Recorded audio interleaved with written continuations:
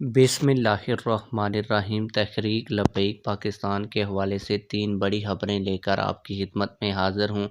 आप लोगों को बताता चलूँ कि इत्तेहाद अहले सुन्नत के हवाले से बड़ी अहम पेशरफ्त हुई है।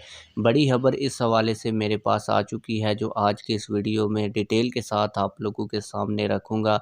इसके अलावा तहरीक लब्बैक पाकिस्तान के ऊपर शहीर सियालवी ने एक बड़ा इल्ज़ाम लगाया है, उसके ऊपर भी गुफ्तगू करूँगा। और जो शहीद सियालवी ने तहरीक लब्बैक पाकिस्तान के ऊपर इल्ज़ाम लगाया है, उसका रद्द भी आज की इस वीडियो में दलाइल के साथ करूँगा।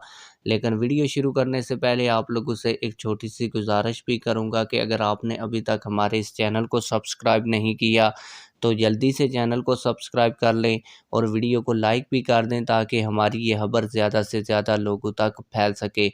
आप लोगों को बताता चलूँ कि तहरीक लब्बैक पाकिस्तान की जानिब से इस नए ईस्वी साल की आमद के ऊपर मुख्तलिफ जगहों के ऊपर तहरीक लब्बैक पाकिस्तान के रुकनीयत साजी कैंप लगाए जाएंगे, और जिन जगहों के ऊपर गाने डांस वगैरह होते थे उन जगहों के ऊपर तहरीक लब्बैक या रसूल अल्लाह पाकिस्तान के कारकुन इकट्ठे होकर लब्बैक या रसूल अल्लाह सल्लल्लाहु अलैहि वसल्लम के नारे लगाएंगे।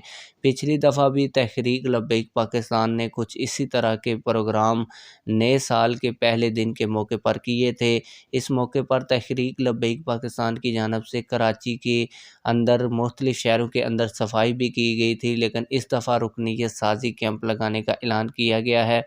अब बढ़ते हैं जो दो अहम तरीन खबरें हैं आज की इस वीडियो की।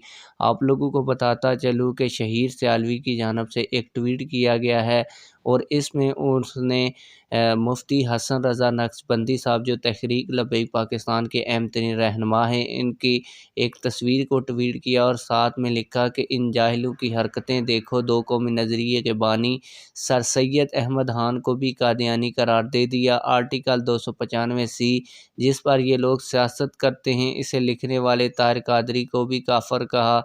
दावत इस्लामी वालों पर भी फतवा दाग दिया, जिनके मुरीद मुमताज़ कादरी शहीद के नाम पर इनकी सियासत का आगाज़ हुआ।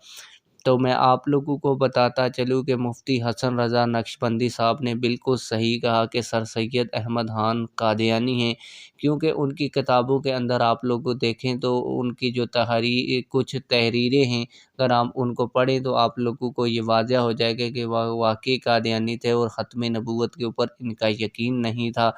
अब दूसरी बात की जानिब बढ़ते हैं। जो शहीर सियालवी ने कहा कि तहरीक लब्बैक पाकिस्तान वाले दावत इस्लामी के ख़िलाफ़ हैं और इनके ऊपर फतवे दागते हैं, तो ऐसा कोई भी फतवा तहरीक लब्बैक पाकिस्तान की जानिब से दावत इस्लामी के ख़िलाफ़ जो नहीं दिया गया, और ना ही तहरीक लब्बैक पाकिस्तान वाले दावत इस्लामी के ख़िलाफ़ हैं। इस हवाले से हाफ़िज़ साद रिज़वी साहब, तहरीक लब्बैक पाकिस्तान के नायब अमीर पीर सैयद ज़हीर उल हसन शाह साहब बिल्कुल वजाहत दे चुके हैं और कह चुके हैं कि दावत इस्लामी और तहरीक लब्बैक पाकिस्तान में कोई फ़र्क नहीं है।